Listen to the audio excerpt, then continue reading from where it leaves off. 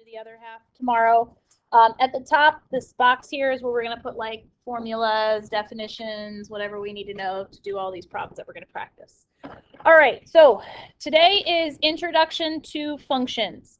So first of all, definition of a function we're going to put in here.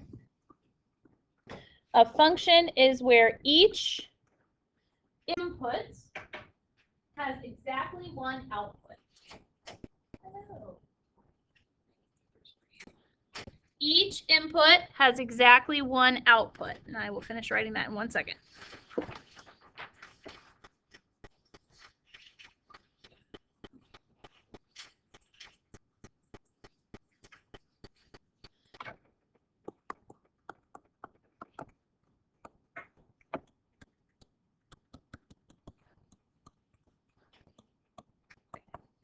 Function notation is going to look something like this. Okay. It won't always be an f, an x, and a y, but there will be the name of the function. So the name of this function is function f. Inside the parentheses is going to be our input.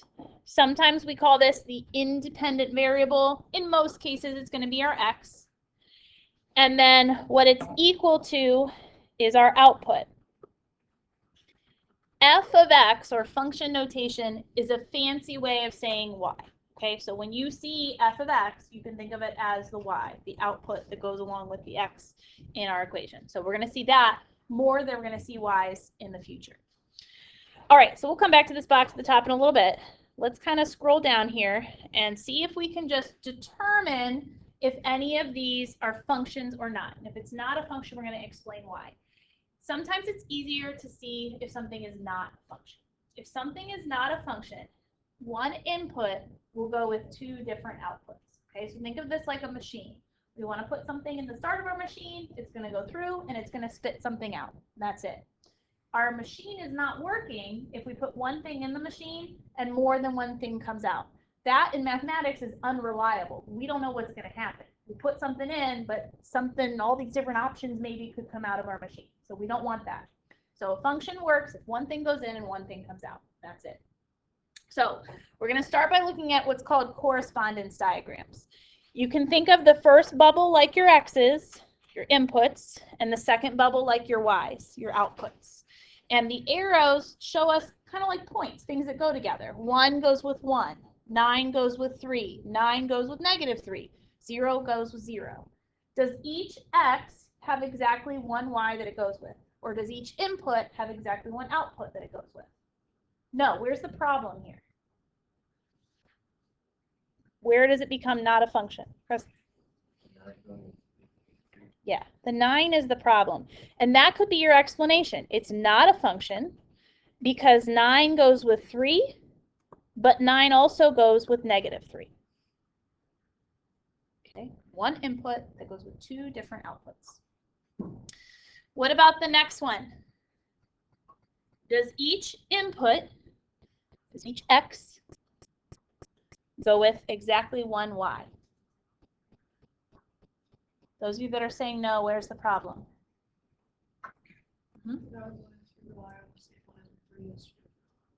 Okay, this guy is the problem.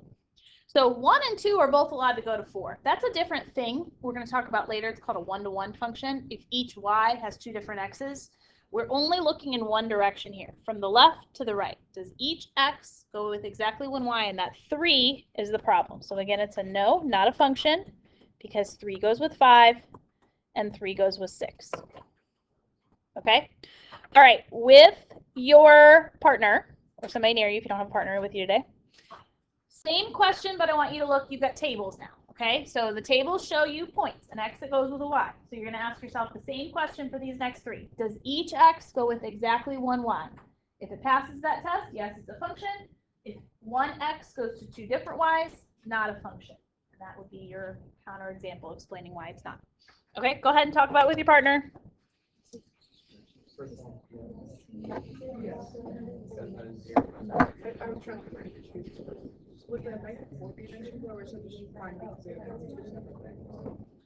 It's a negative second one for x minus 1, right? And the second one is no answers. 2 goes with 7 things.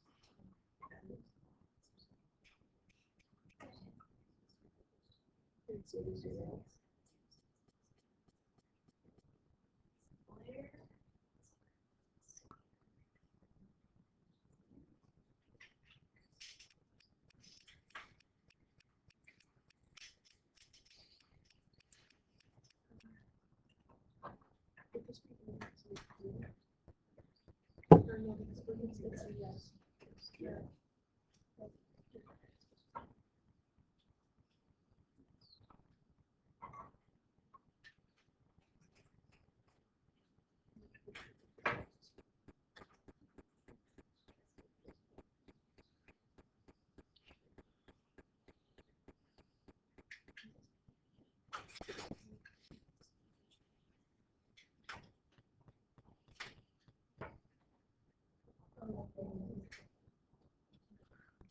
All right, what do you guys think for letter C? Yes or no?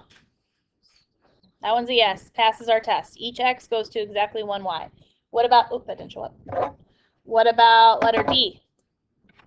That's a no. And there's a lot of different places where it fails here, but like, for example, 2, 3, and 2, 5 would make it not a function. If I can find any one example like that, the whole function fails.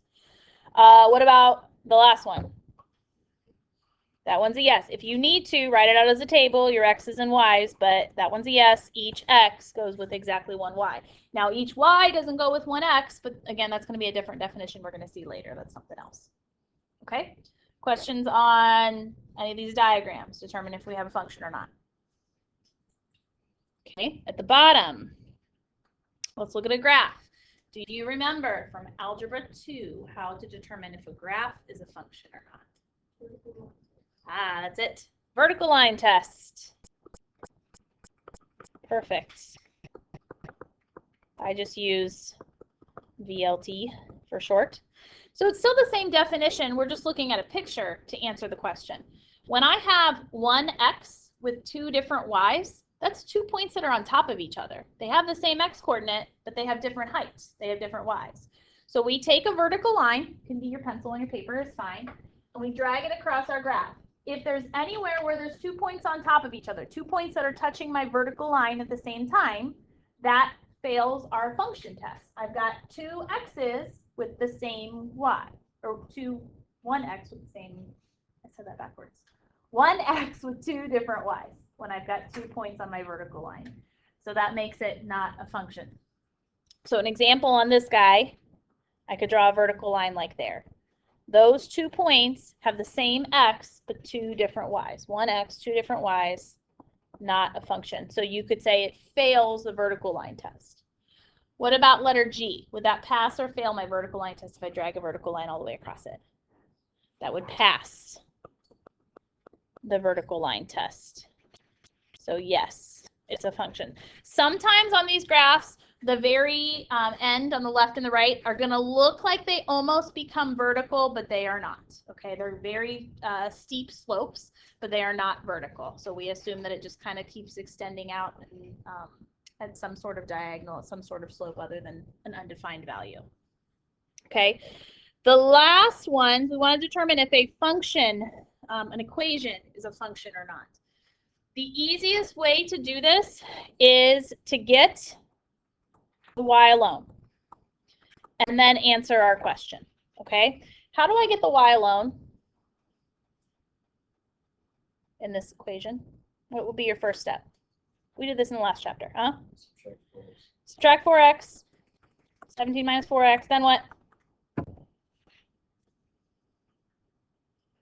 Then divide by -8. And this doesn't have to be pretty. It's going to be -17/8, -4 divided by -8. That's going to be +1/2 x. Okay, now ask yourself a question. If you put one number in for x, how many answers are you going to get out for y? Just one. Is there any number you could plug in for x where you're going to get more than one answer out for y here? No. And if you're not sure, you can always graph it. This is a line. If I graph a line, isn't it going to pass the vertical line test? I'm only going to touch one part of my line at a time, as long as it's not a vertical line. So this is a function. Each x will give me exactly 1y. Okay, let's do the same thing in letter I. How do I get the y alone? How about this whole parentheses? Just move it to the other side because I don't want it. Sound good? Y plus 7 squared equals 21 minus that parentheses. Again, this doesn't have to be pretty. Now how do I get the y alone? You could FOIL, but I've only got one y. Just square root. And that's going to cancel my parentheses squared on the left. And again, we're not going to make this pretty. We're just going to put all that stuff under a square root. What goes in front of my square root? Plus or minus. My last step to get the y alone is to move that 7 over. And normally when we do that, we're subtracting 7. It's a negative 7. We're going to put it in front of our radical. Okay, so now let's look at that x. Imagine you plug a number in for x. How many answers are you going to get out for y? 2 in most cases, right? You might get lucky if it's like square root of 0, but in most cases, if you plug a number in, because of that plus or minus, you're going to get 1x that gives you 2 different y's. So this is not a function. Worst case scenario, you think about what the graph looks like. Does anybody know what this is the graph of? Hint, we talked about it a lot in the last chapter. It's a circle. Would a circle pass the vertical line test? No, it would not. Questions on the front page? All of our function terms and every way to figure them out. Okay, when in doubt, graph it. Do your vertical line test. Okay, the next couple you guys are going to need a calculator for, and I'm going to let you guys try these with your partner. Do you know how to get absolute value in the graphing calculator? Let me actually load that up. I'll show you.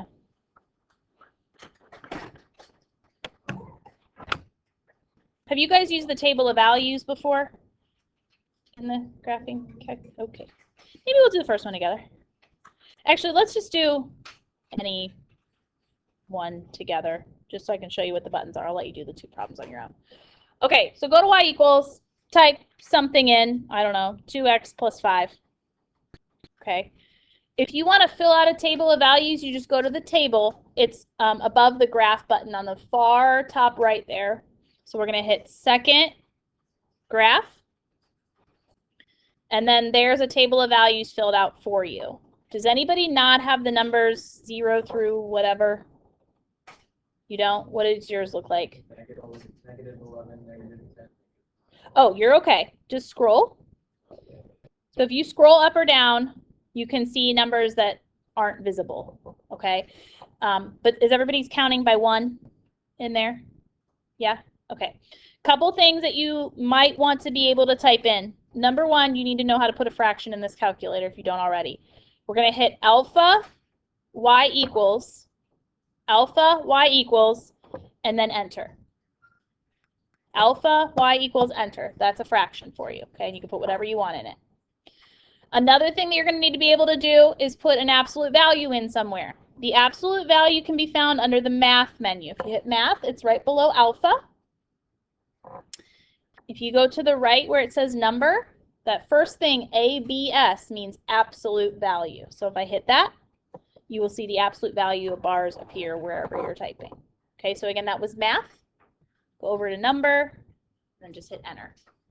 All right, so go ahead on your paper. See if you can type these in your y equals and use the table of values to help figure it out. If you didn't have a calculator, you would just be plugging these numbers in by hand and simplifying. Okay, so not terrible. Just have a little shortcut with our calculator, which is nice. Give you a couple minutes.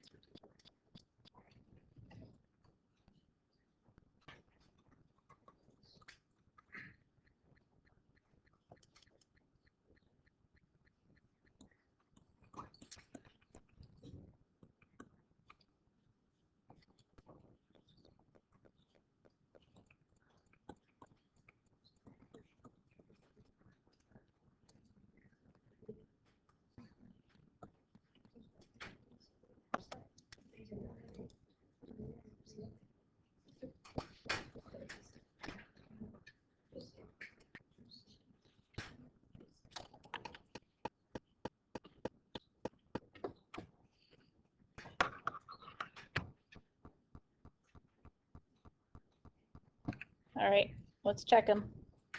It shouldn't take very long with the calculator.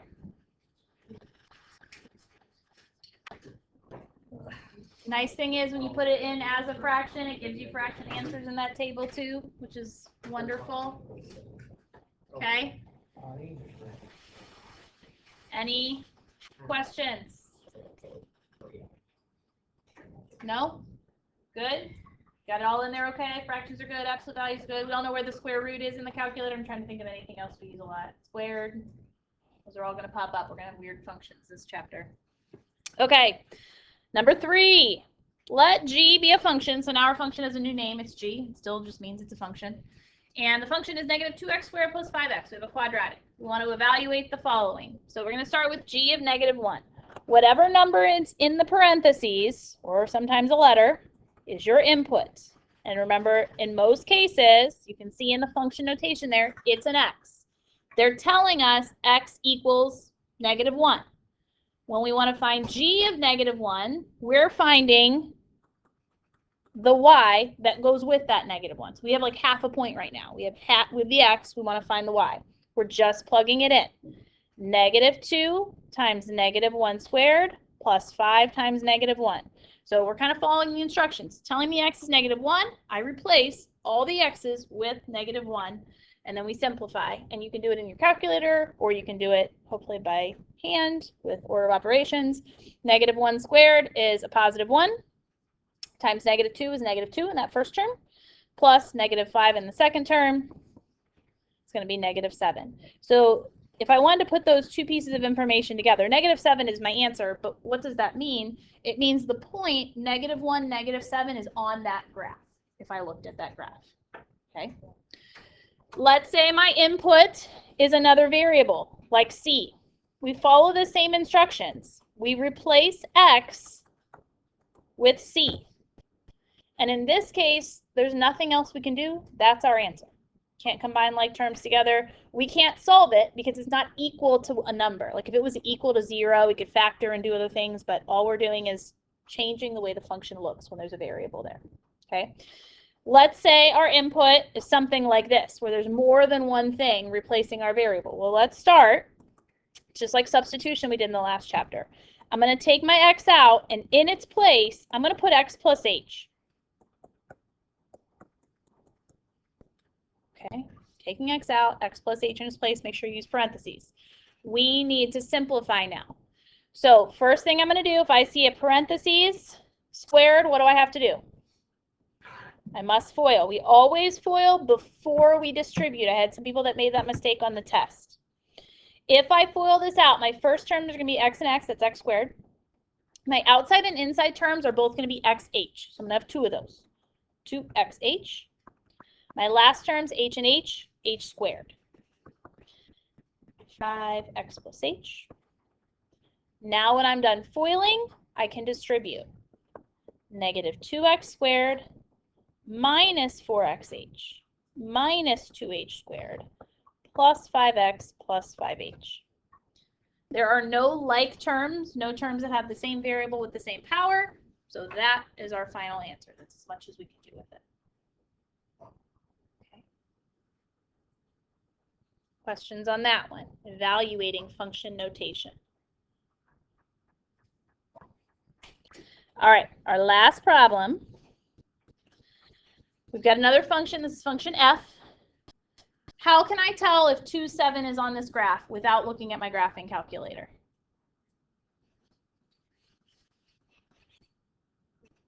Plug in what? Yeah, plug in 2 for x. Evaluate f of 2. 2 squared plus 4 times 2 minus 5. Okay, well that's 4 plus 8 minus 5. That's 7. 2, 7 is on this graph. When I plug in 2, I get out 7. That x and y, that input-output go together. Okay. Find all values of x so that x negative 8 is on the graph. Okay. I don't know x this time. I do know a y value. And remember, y is the same thing as f of x. So in this problem, I'm going to replace the whole function notation f of x with -8. And we are solving for x. Now I have an equation. Now I can solve for x. What's the first thing I have to do to solve for x? Make it equal to 0. So I'm going to add 8 to the other side. That's going to give me 3. This one doesn't look too bad to factor. Can you guys tell me two numbers that multiply to 3 and add to 4? Positive 3 and positive 1. So what are the values of x? Yep. And you could even write them as points. -3, -8 is on this graph, and -1, -8 is on this graph. Two x values that give me that same y value. Okay, find a y-intercept. We did that in the last chapter. How do you find a y-intercept? Replace x with 0. That's easy. 0 squared plus 4 times 0 minus 5. So we're evaluating f of 0. We're using our function notation. It's -5. Okay. How do I find an x-intercept? Y is 0. So this time, we're setting the whole function equal to 0. We don't know x, but we know y, f of x, is 0. Does this guy factor? Two numbers that multiply to -5 and add to 4?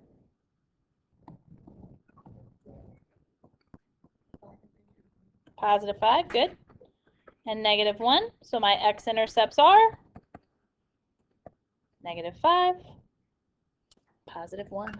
All right, that is it for our lesson. So here's what I have for you. I'm going to pass back your tests. You may not keep tests in this class, so you can look at them and ask me questions. We can do a couple on the board if you want to, but then they need to go back in the tray before you leave today. Okay, and I hold on to them. I don't throw them away. So if you want to like sit down and go through your test individual with me, we can talk about the mistakes you made, that sort of thing. While I'm passing back tests, I have a quick little exit ticket for you. Okay, so you can work with your partner on this. 3 questions, shouldn't be super long.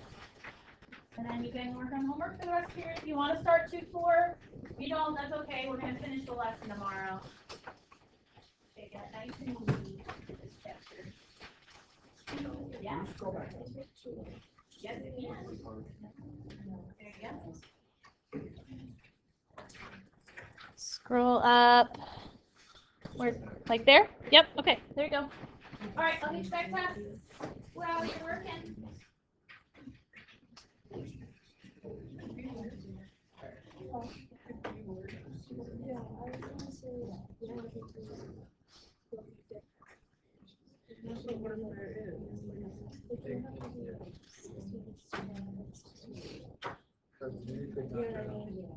Yeah, but like, what if someone is this student's 5-6?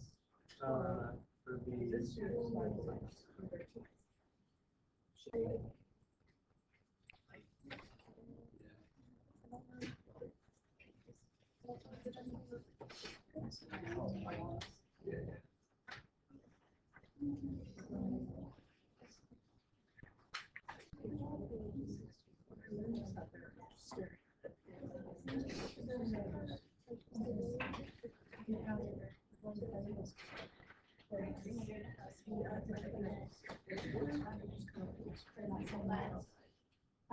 Okay, so let's say you survey students class with each height, so with exactly. So would it be possible that 2 people that are the same height could be whatever one I have that. vertical line.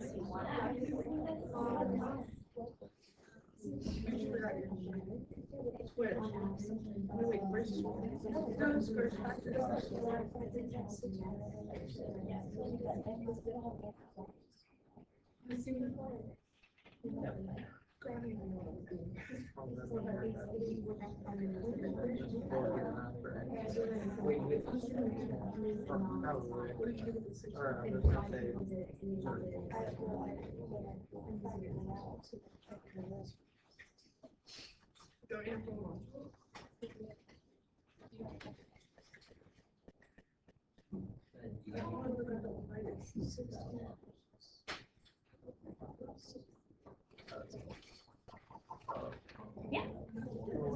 That's what I was looking at, basically like, he has 0 minutes.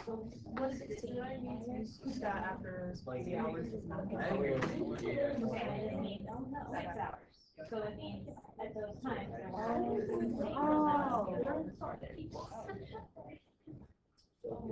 We're gonna go through the answers to this exit ticket together.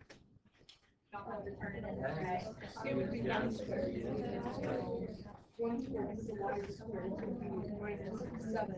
times 37. Not. So minus 7, so then 16 minus 7 is not. Because then if I have that 7,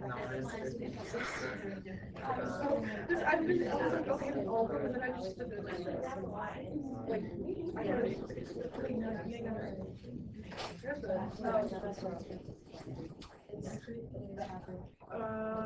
don't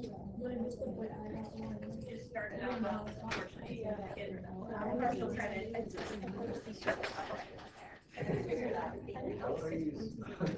I know. We have to grab them all. I know.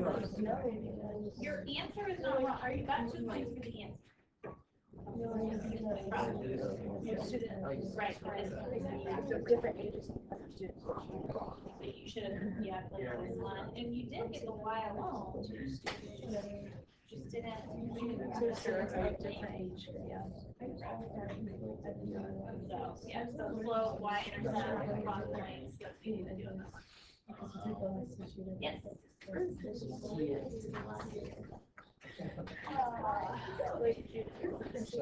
Oh, there's another answer. 2 hours. That equals 0. Y equals 0. So that's right.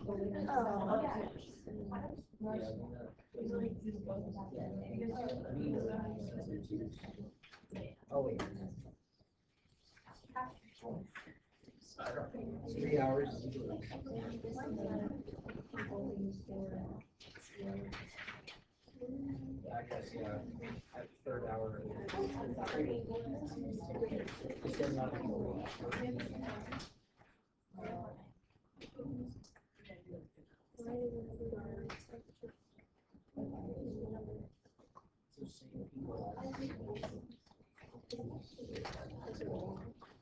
To someone who's running at a pace of like 6 miles an hour, who's gonna burn their calories in 1 minute. But they can both go on 6 minutes.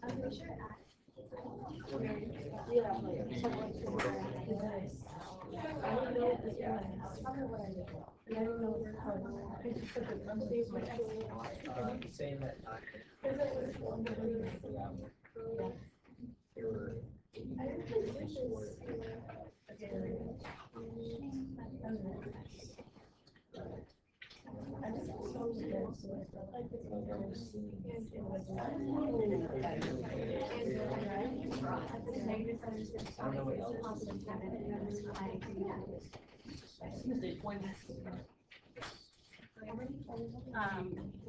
I added the ticket on to this already. So, okay. Question.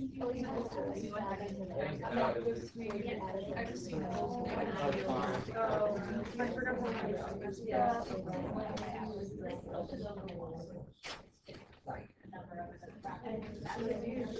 it's like a time after opening. Or you could say for every hour.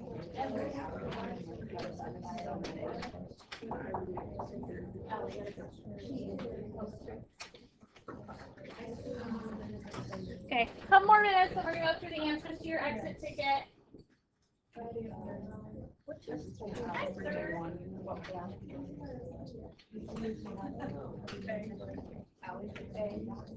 Here, put those in the tray before you.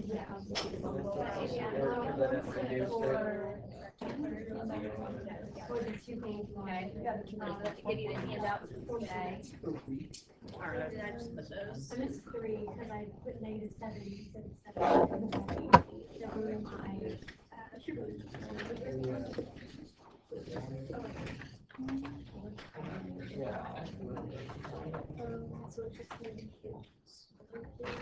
I had that too when I first.